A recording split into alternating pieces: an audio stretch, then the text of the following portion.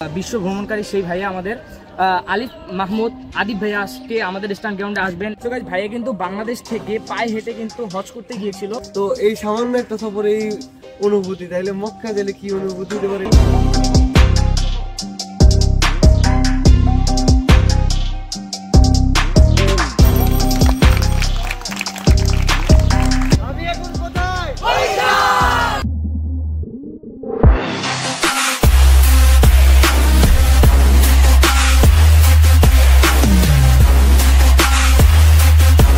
আসসালামু আলাইকুম এভরিওয়ান, কি বলতে সবাই কেমন আছেন? সবাই অনেক বেশি ভালো আছেন। Welcome to my official facebook page in Snipes live. So basically guys আমরা কিন্তু এখন আছি বিএসডব্লিউ অফিশিয়াল স্ট্যান্ড গ্রাউন্ডে।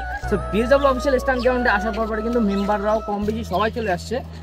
তো আজকে কিন্তু একটা বিশেষ ব্লগ, যেটা হচ্ছে আজকে আমাদের স্ট্যান্ড গ্রাউন্ডে আমাদের টিম বিএসডব্লিউর সাথে মিট করতে যাচ্ছে বিশ্ব ভ্রমণকারী সেই ভাইয়া আমাদের আলিফ মাহমুদ আদিব ভাইয়া আজকে আমাদের স্ট্যান্ড গ্রাউন্ডে আসবেন। তো ভাইয়াকে আজকে সাথে নিয়ে মূলত আজকে আমরা স্ট্যান্ড করবো। সো আজকে কিন্তু যদি দেখা এই সাইড থেকে, তো আজকে কিন্তু স্ট্যান্ড মেম্বাররা এই পাশে রয়েছে, আর আজকে ওরাই সম্ভবত স্ট্যান্ড করবে মূলত। সো গাইস ভাইয়া কিন্তু বাংলাদেশ থেকে পায়ে হেঁটে কিন্তু হজ করতে গিয়েছিল। তো ব্যাপারটা কিন্তু আসলেই আমাদের জন্য অনেক গর্বের একটা বিষয়। তো বাংলাদেশ থেকে কেউ একজন পায়ে হেঁটে হজ করতে গিয়েছিল, তো সেটা অনেক কিছু বাংলাদেশের মানুষের কাছে অনেক বড় একটা পাওয়া। সো সেই মানুষটা হচ্ছে আজকে আমাদের মাঝে আসবে একটু পরেই। সো আপনারা সবাই আমাদের পাশে থাকবেন। কথা না বাড়িয়ে চলে যাওয়া যাক নেক্সট ভিডিওতে। So let's go.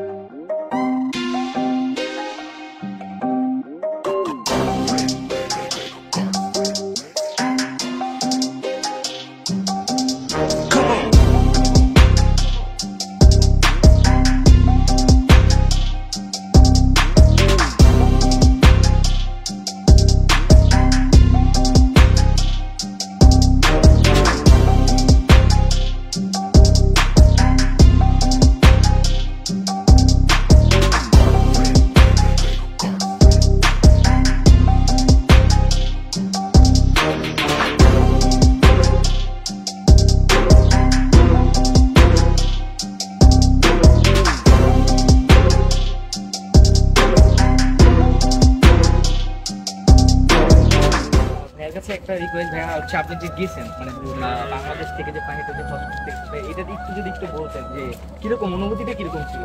আপনারা সালাম দিই। আসসালামু আলাইকুম। ওয়ালাইকুম আসসালাম। মূলত বিষয় হচ্ছে আমি ছোটকাল থেকেই ট্রাভেলিং ঘোরাঘুরি করতে খুবই পছন্দ করি, ভালোবাসি, এবং এক সময় আমার ইচ্ছা জাগছে যে আমি বাংলাদেশ পুরোটা ঘুরবো। তো তখন আমি একটা সাইকেল কিনছিলাম ফুটপান্ডায় রাইড করার লেগে। তো সাইকেলটা কেনার পরে ফুটপান্ডার পলিসিটা ভালো লাগে নাই, দেখলাম যে সিস্টেমটা ভালো না, পরে আমি আর যাইনি না যায়। তারপরে গ্রামে কিছু সমস্যা ছিল, আমি সাইকেলটা নিয়ে গ্রামে চলে গেছি। পরে গুগল ম্যাপে দেখতেছিলাম যে আশেপাশে ঘোরার মতো কি আছে, পরে দেখি সমুদ্র সৈকত আছে। জীবনে প্রথম 20 কিলোমিটার কোনোদিন চালাইনি, প্রথম দিন 90 কিলোমিটার সফর বেরোলাম, পরে বুনার সাইকেল 150 কিলোমিটার হয়ে গেছে। যাই হোক, ওই অ্যাডভেঞ্চার আমার মনে হইতেছিল যে আমার পুরো জীবনে মনে হয় এত মজা পাইনি এই একদিনে যা পেয়েছি। পরে একটা ছেলেকে বলার পরে ও তো বিশ্বাস করে না। আমি বিশ্বাস করে না, কারণ আমার সবসময় নিজের মধ্যে একটা জিনিস কাজ করে, কেউ যদি কোনো কিছু বিশ্বাস না করে তাহলে আমি তারা বোঝানোর জন্য যে মানুষ চাইলে সবকিছু সম্ভব। পরে চিন্তা করছি যে তাহলে আমি বাংলাদেশের 64 জেলা ঘুরে দেখাবো, নতুন কোনো জায়গায় গেলে নতুন নতুন মানুষকে বিশ্বাস করতে পারতাম না। তখন যখন আমি এই সফরে বাইরেছি, বাইরের পরে চিটাগাং ঢুকলাম, কিছু কিছু মানুষ পাইছি, পাওয়ার পরে এরপরে আমি চোরেও যদি আমার সামনে আছে আমি ওরাও বিশ্বাস করি, মানুষকে অন্ধর মতো বিশ্বাস করতে লাগলাম। পরে চিন্তা করলাম তাহলে আমার বিশ্ব ভ্রমণ করতে হবে। আমি বিশ্ব ভ্রমণ করতে যাই, আমি যেহেতু একটু মুসলিম, তাহলে আমার প্রথম সফরটা আমি মক্কা দিয়ে শুরু করবো।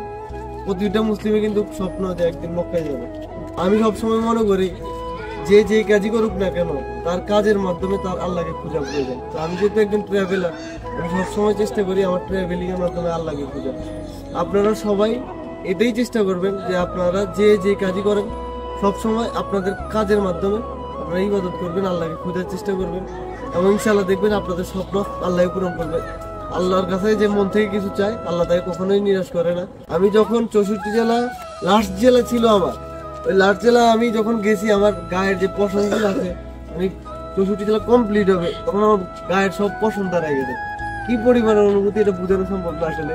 তো এই সামান্য একটা সফরে এই অনুভূতি, তাইলে মক্কা গেলে কি অনুভূতি হতে পারে এটা ভাষায় বলা ইম্পসিবল, টোটালি ইম্পসিবল। বাংলাদেশ থেকে যে আপনি গেছেন মক্কাতে পা হেঁটে, এটা আমাদের জন্য বাংলাদেশের মানুষের জন্য সবার মানে একটা গর্বের বিষয় ভাই। অবশ্যই সবার কাছে দোয়া চাই আমি যাতে সামনে আরো ভালো কিছু করতে পারি, আর সবার কাছ থেকে দোয়া চাই। আপনাদের জন্য আমি সবসময় দোয়া করি।